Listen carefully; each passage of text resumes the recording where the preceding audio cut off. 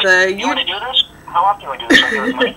Right. So now, let's see. YouTube Live is on, and now we have Facebook. Okay. All right. So basically, we're on. Oh my God. All right. So I want to say thanks for joining me. So yes, we're on YouTube and Facebook Live. So I've been looking so forward to this. I want to start off with saying that this is a person, obviously. We've talked about the benefits and the drawbacks to this video, and this person has given me permission to be here. They've looked over the questions. He's looked over the questions. Everyone had really interesting questions. So this is a person who has dissociative identity disorder. All right, so a little background, a little brief introduction. So Zach is in his 20s. He's in a long-term relationship at a job he mostly enjoys. He's been in therapy with me since 2012. All right, so Zach, go. Anything that you want to add to this? Not as of right now. I have to say it's probably my longest relationship, but it's been quite the journey, and I've enjoyed every minute of it. Oh my gosh, you have not. Not always, but the outcome is worth it. Right. I also want to point out that we're both doing this with the intention of educating the community at large and the therapy community about a rare disorder and the progress that has happened. Zach has really overcome a very serious disorder that usually takes a large toll on most people who are diagnosed with this. All right, so on to the questions. So we're hoping that it's just like 30 minutes. So what were some of the contributing factors to the development of dissociative identity disorder? Like, how do you think it developed? A lot of it had to, I think, definitely discussing it with you and discovering it. A lot of it had to do with repression of trying to be a person at a young age. There were a lot of ways I wanted to react to situations where the abuse in the environment didn't allow me to act the way I wanted. So I, to some degree, created a person who could do that for me. Right. And over time, that person became a separate personality. I don't think it started mostly until about the end of middle school, beginning of high school. I had a few episodes beforehand of dissociative episodes, but the voice and the personality really started coming around in 8th, 9th grade. Okay. And you only developed one other personality, correct? Yes, it was only one other one. And I think it was the fear of not having control of this one and keeping this unknown under control that prevented me from having other ones, like some cases might definitely. So I want to explain for a second that you talked about like having this. I took it as like having this narrative, having this voice, kind of in there, like within you, and like but you felt like you had control over it, and you heard his voice, and he always had a commentary. But I want to make sure that, to really specify this was not psychosis, since you always knew, like, when you heard his voice, that, like, where you were and what you were doing at that time. Like, you were able to focus on work. Yeah. Yeah, the best way I could describe it, before I really knew what this was, I perceived it as just my conscience. It was my conscience, or it was just kind of the dialogue somebody had in their head every day.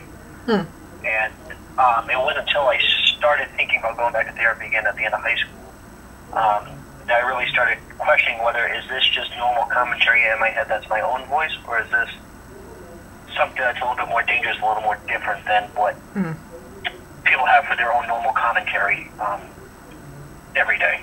Gotcha. And but it was definitely something I had control over, and I didn't let it rule me in the situations that I could. I mean, I know the questions are there, but there's been a couple of times where he has come out and he expressed himself, or he's been out and done his will. But I still always had some sense of control over him to prevent him doing something I didn't want. Oh, gotcha. Oh, yeah. All right. So we already talked about when you first thought he was there, and what, and so, like, do you remember the first time that he sort of took over? Just recently, I was thinking about it. I was in elementary school. Okay, elementary this was about the time I started to not understand, but I had a sense that there was something different with me. But some of my neighbors, my sister and I, we hung out with them, and I had to be, I don't know, maybe 10 or 11.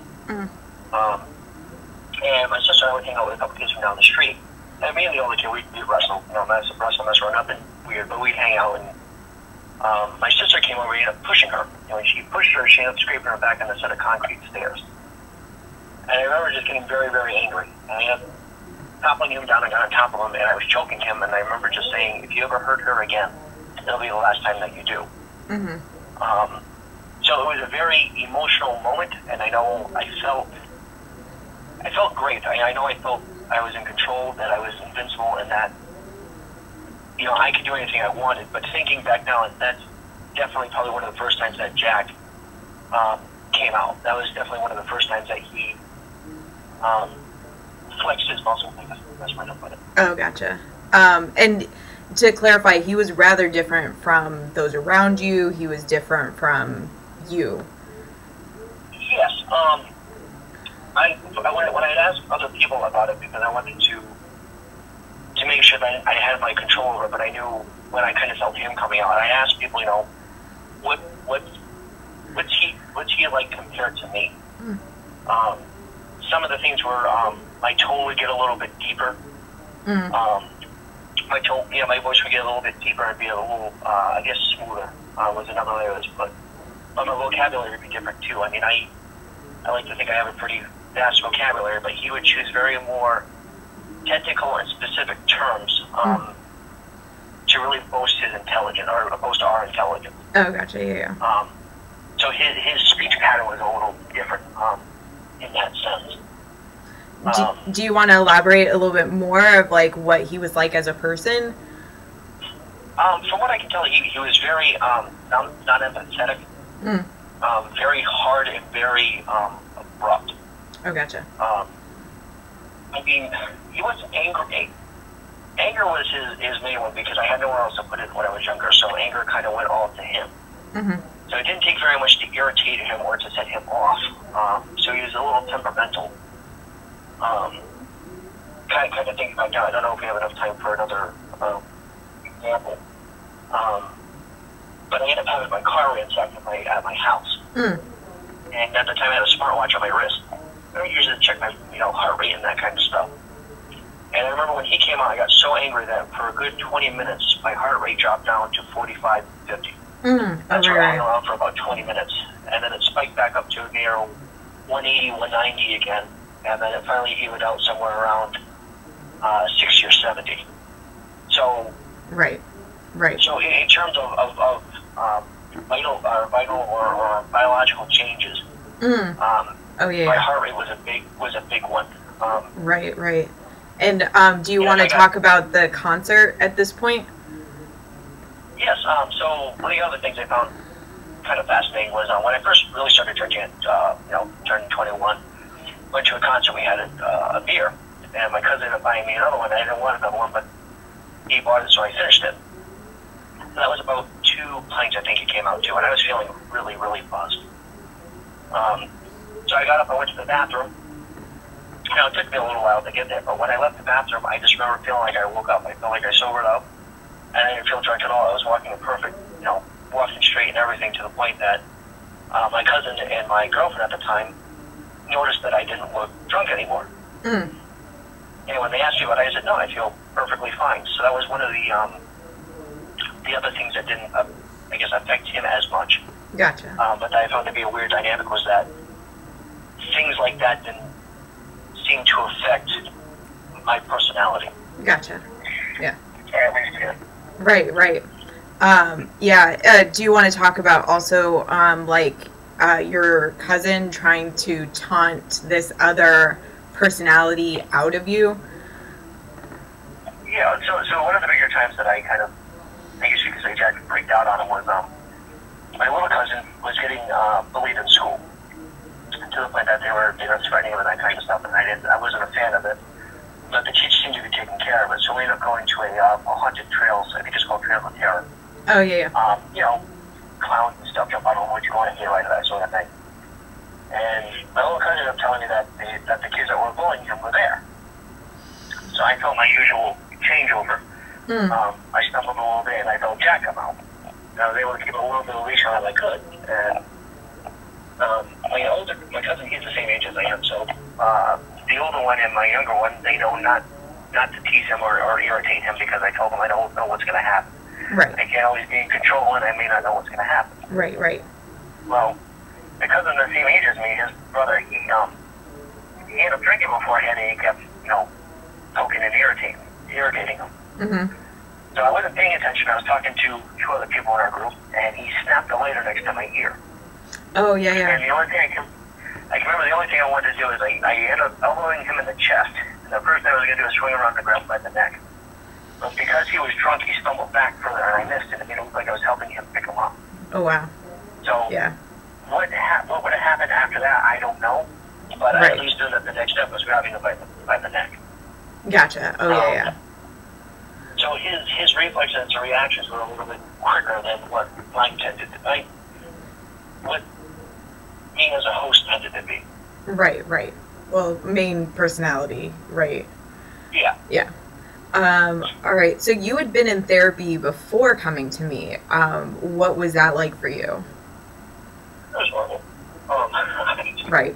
Yeah. It was probably a lot of the times that I went to therapy was because my biological father was trying to get custody from my biological mother. Mm-hmm.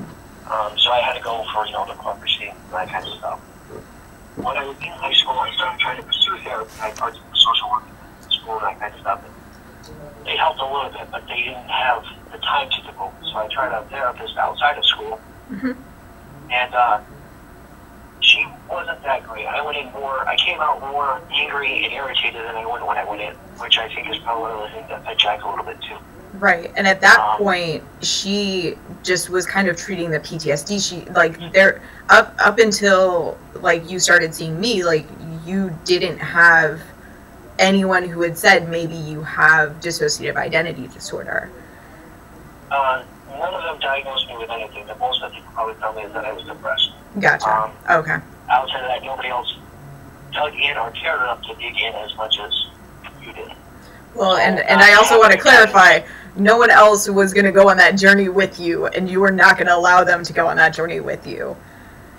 No, because I didn't trust their competence to do it. Right.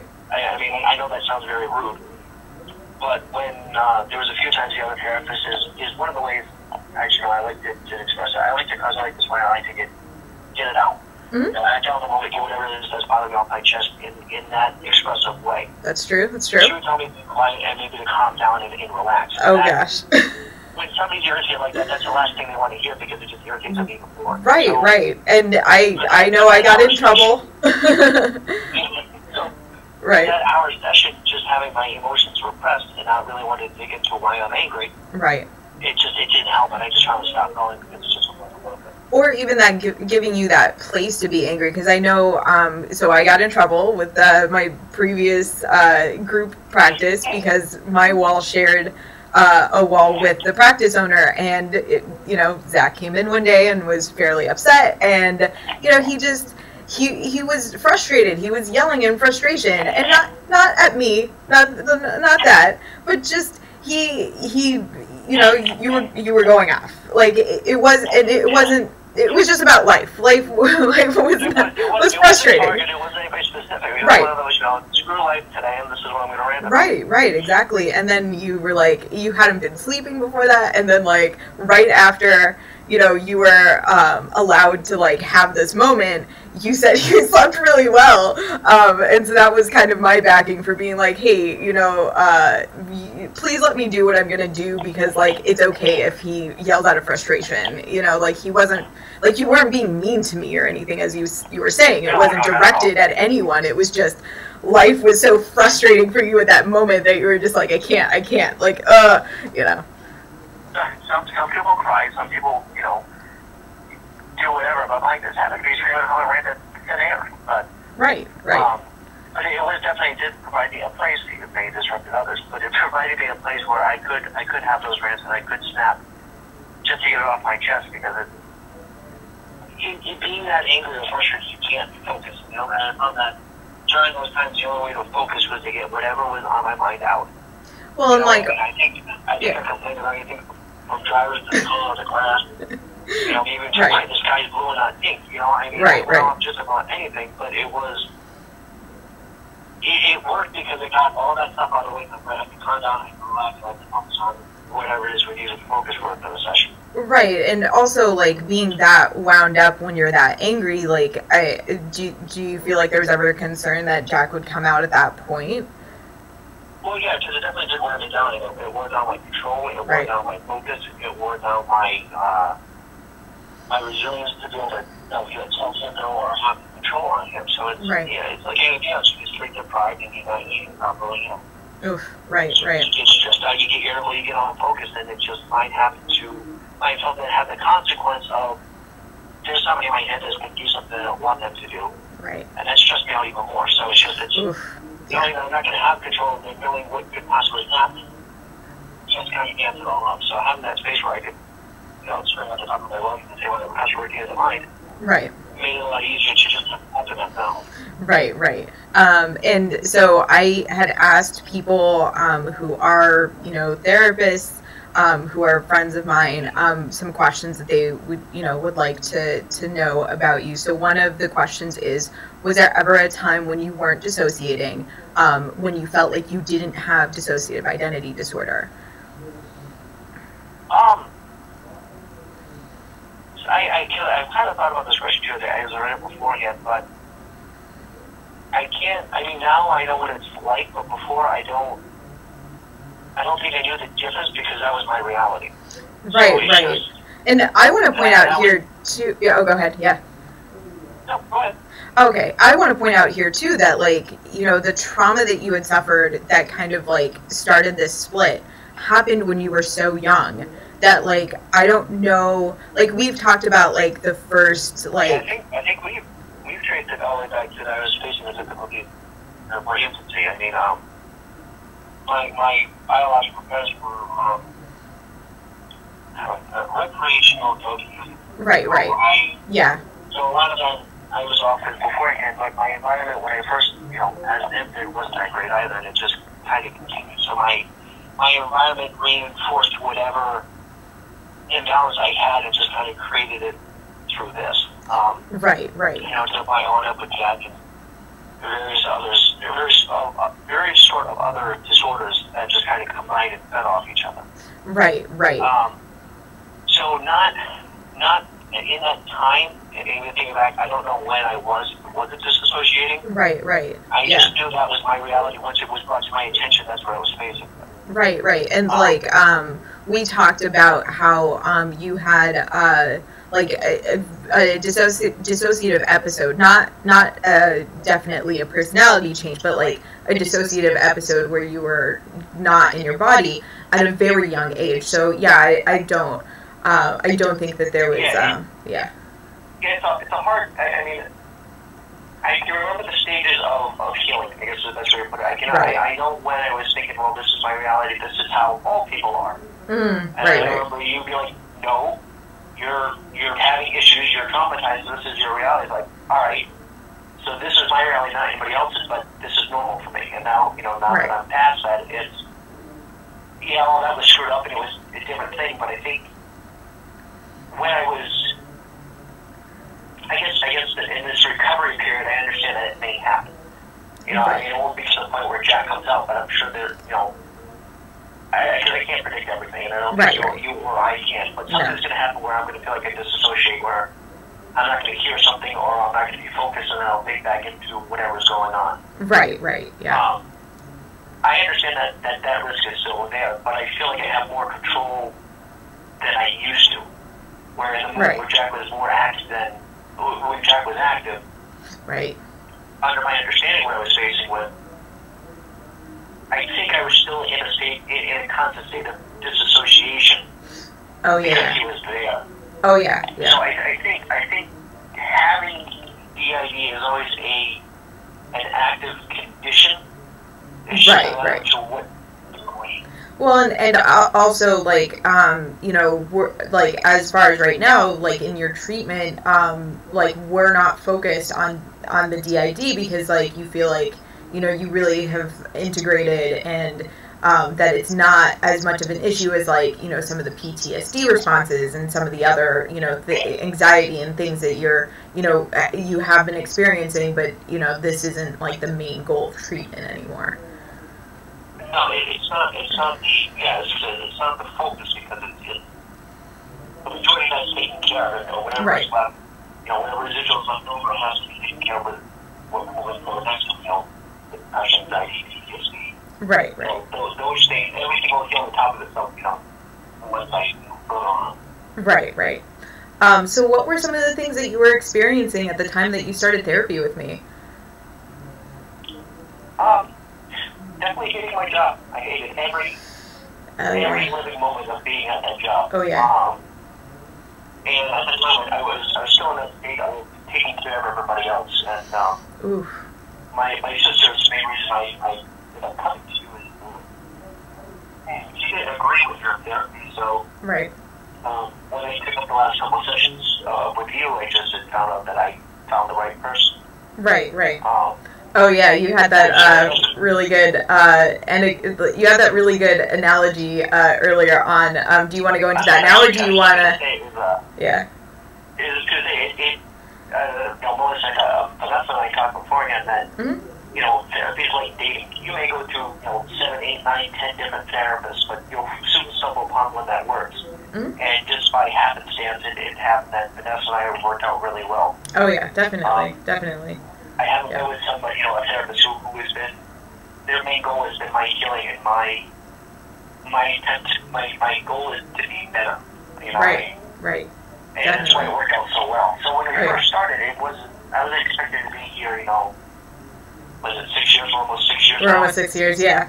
I was thinking about it. I'm like 250 hours or something of, like, you know, if you came like weekly. Yeah. You know, like, it's 200 hours. It's like, oh my gosh, like, can you imagine? Yeah. I just thought, all right, 2 and I'm done, and, you know, this will be over. And, you know, here we are over 6 months later. It's like, no, 6 years later, it's like, no, I'm still here. Right, exactly. Yeah. So. And, like, so what was it like for you, because, like, that was, like, what were you experiencing, but, like, what was it like to begin, you know, coming to therapy with me? You had these, like... It was, I mean, I had the normal notion that everything does count. The talents are the ones that make you feel more. That's the way you should work. Well, why don't you start anything? Like, I don't want to hear any of that crap. Right. And then nobody does. Like, I'm here to help you. You're providing an insight that I need. And I need it from you. Don't keep asking me stuff because I don't know. Right. That's what I was kind of worried about. But within the second session, I figured out that this is somebody who isn't going to take my crap, and they're at least going to get to the point of what I'm telling them. Yep. You know, it's you ask some of the things, you know, how you feel or something, and you ask them, but you did it after the perspective was changed on whatever topic we were talking about. Oh, right. Those cliche questions came out, but it came out at the right time. It wasn't just, you know, lady counseling. Right, yeah, exactly. Well, and I do want to share the story of handing you a handout. Oh, yeah, that handout. So the handout was the handout was 2 hands. One was what you want to receive from other people, and the other hand was what you were willing to give. And I had given this, handout many times. I think after this, I just kind of like retired the handouts for a while, just in general, because I was like, maybe I've moved beyond them. But like, it brought up like this like very traumatized response about expectations, and it was so interesting.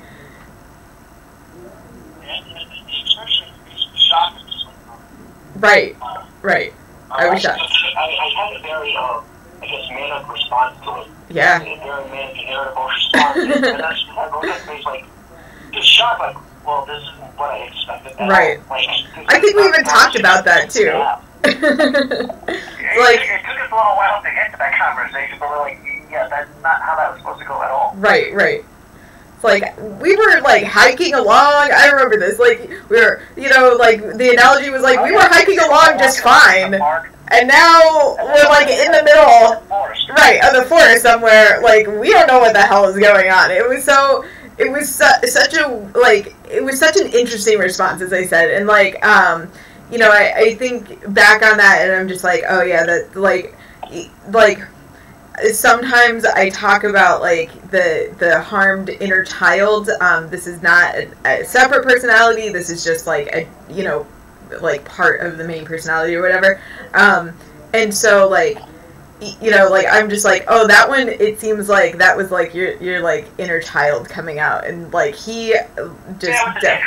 It was a tantrum, and, like, I mean, there have been so many times that, he's come out and just, like, word salad all over the place, and I'm just like, okay, so this is the, this is the, like, stress response that you have. All right. So let me just let you go on so that we can, get to the stuff that we're actually working on in this session.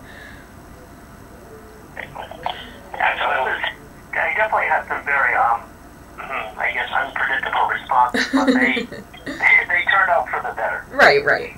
But, I mean, as a therapist, like, just observing, it was interesting, because it was like, oh, okay, that was an interesting response. Let me think about that, come back to it, and, like, maybe that's not something to address right now. Like, maybe we'll go forward in some other direction, and then we'll come back to this, Yeah. Oh, yeah. So what were your relationships like with others? Like, did some people know about this? Like, yeah. There were a couple of girlfriends that I had that I told about it because it felt like one of those things that, you should know. Like, hey, I have this issue, I need to know about it because, A, I want to learn from it and make sure, check and see what's different. But at the same time, if I had to change or something, I want you to understand what's going on and not be like, who the hell is this person that just, Yeah, why did you change suddenly? Totally different. Yeah. So it was, there were times, I mean, as I say, I told some family members and I told whoever I was dealing with at the time. And once in a while, if I was having a stressful day, I tell them, hey, I might let them out for a little while just to kind of relieve that pressure and that strain. Right. That I was feeling. But yeah, so I mean, there were some people that talk about it. I mean, now I talk about it a little bit more than I used to. I don't think it's such a hidden secret. It's like, hey, I used to have this, and now I'm fine. Right. Because I still had that fear of everybody's like, well, if you're that crazy belonging to an institution, like, I don't need somebody calling it institutionalizing me. Right, exactly. Because I could, I can still function. I have a job. I got a car I'm paying for. I've had a couple of jobs, and I'm able to pay for my health, that kind of stuff. So it's not like the condition was causing me to degrade in any sort of manner, but it's definitely something that, people should have been conscious about. Right. So, like, it kind of sounds like Jack did play a part in your relationship, like, in your romantic relationships. Yeah, there was one time with my ex-girlfriend, my current girlfriend. My current girlfriend and I, we've been up together for a little over a year. And the one before me, she was very, I guess, clingy was a way to put it. And we went to one of my family picnics. And I was kind of cheeked on with some of my family. I remember turning to her and asking her, like, well, I'm not neglecting you, you're not paying attention enough to you, right? And that's when I kind of objected, like, all right, so you realize that what you just asked her, like, isn't healthy at all. Like you're with family, and you're more worried about, making sure you're not having a fight for the next 2 days and making sure she's not going to be upset or angry just to make your life easier. It's like, until you decide to come to terms with that, I'm going away for a little while. Oh, yeah, that was tough. Which I mean, to some people, it's like, great, the personality went away, but it's just... Right. at that time, that personality was still my best friend, and that gave me anxiety of just like, well, my own head doesn't even want to talk to me, so what do I do now? Right, so right. It kind of cleaned up the anxiety and the depression that, yeah, nobody can see or hear him, but that's my best friend. That's my friend. That's the one who's always gotten through to me. Right. That's one who kind of gave me the warning signs, and that was one of the warning signs at the time. Right, right. So it it felt like, very isolating for you. Confused. Yeah. Right. So, I mean, he had insight. I used him for the insight, for the things that I was paying attention to. That might be, and that's what made Jack weird, is that he was very constructive at the same time. So right. And that's what kind of, I think, made, as you and I talked, this kind of situation different, is that it's not completely destructive, but it's also partially constructive. And he's trying to figure out where to draw that line, because it was like he was maybe in the super ego. Right. Yeah. So I can't think of a bunch of them, but yeah, to a healthy and an unhealthy degree, he did definitely play parts right. in all aspects of my relationship, from intimacy and whatnot. So. All right, so I'm gonna skip a question here. Were there times that Jack came out during session? I think there were a couple times. I know at least twice. I can remember a point where Vanessa was pushing. Right. I was fine with her pushing, but Jack didn't seem to think it was a good idea, and he ended up coming out. Right. And I think it shocked Vanessa a little bit, but it was enough to where he could talk enough for me to collect myself, and I could take control again. Right. And yeah. for us to continue our therapy. Right. Yeah. When the other time I remember is when I broke up with my ex. With your ex, it was very Oh, yeah. I don't call it her emotional state. Just her emotional state. Yeah. I didn't want her to react in a negative manner for something I was trying to do. So right. The reason I gave her for I was broken up, I gave it to her. I knew the rest of the session because I was going to be afterwards. Right. And so after I got off the phone, I started crying because I knew I hurt this person. I made this person feel really bad, and that it was my fault that they're in pain. Right. And I just remember stopping crying and Jack taking over and just being like, no, this is what we needed to do. This is how it needed to happen. Right. It really isn't the way that it should have gone. But, it's going to take a little while to get better. So he took over enough to kind of close out the session, but not leave me in a place where I was severely vulnerable or where he would, be destructive at that moment. Right. That was one of those times he was compassionate and constructive. Oh, yes, definitely. All right, so since we're at like 32 minutes, I'm gonna ask this one last question, and then we'll have to plan for another one, probably in about a month. All right, so when you started, you had issues with your knees and your back. Has that changed anything? It has a little bit. I mean, I know a lot of my things now it's like degenerative disc disease. Right. What do you call it? Arthritis in my lower back and my kneecaps are already done when I was younger, so I have issues with that. But it doesn't feel as burdensome. Definitely now that I'm feeling better, I don't feel so much more on my back. Right. Things don't ache as much. It's not like a consistent ache. Right. All the time. I mean, now I know there's things I need to do, work out, that sort of stuff. But the consistent aching pain, especially during stress or a stressful moment, I don't necessarily feel that as much anymore. Gotcha. Oh, yeah. And I want to talk about that list of affirmations. So, the list that you hate and love at the same time. So, I'm actually holding up the list. So, this is a copy from You Can Heal Your Life by, not Carolyn Mice, it's Louise Hayes. And so, any of the issues that you have in your life, you read what it actually represents, like psychologically, if you believe in the, mind-body connection. And then you say a certain affirmation, and it's supposed to, really, really, like, release some of the pain. Now, not all of this, obviously, is, like, like, if you need medical help, like, this is not the medical help that you should be seeking, but, like, this is just, like, okay, kind of that, it's just an interesting little thing, right? Like, it's definitely not. I mean, if you need to go to the chiropractor, it's not going to, put your back in place, but definitely, right. Change the displacement of your stress or anxiety to where it should be, to a mentally healing point, not right. storing it somewhere else. And I think that's kind of what you love and hate about it, is that you're like, oh God, I'm experiencing this. What does the list say? And, the list is, I remember one that was like... The reason I hate it so much is because it's white. I don't want to keep hearing that, hey, it's this thing that you think it is, but I'm going to tell you just to really make sure you know. Right, and it's always something that, like, we've already just talked about. Like, why do you think your knees hurt? Why do you think your throat is, like, why do you think you have, like, congestion or whatever? Yeah. Completely obvious. I mean, I may get a cold, but there's a reason why I have a cold. Right. You're congested. Oh, well, you're having issues here. It's like, oh, of course I do. I don't know why I asked, but of course I do. Right. You're like, what does it say? We just talked about 4 minutes ago. Right. Like, I don't feel safe. Okay, well, that definitely has, a basis in, what you're currently experiencing within your body. Yeah. Which, always interesting. So, I mean, that's where I'm gonna stop.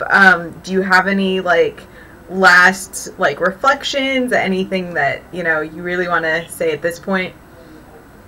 Well, not that I can think of it. This is, there's not this successful books or anything like that. Definitely, this is help.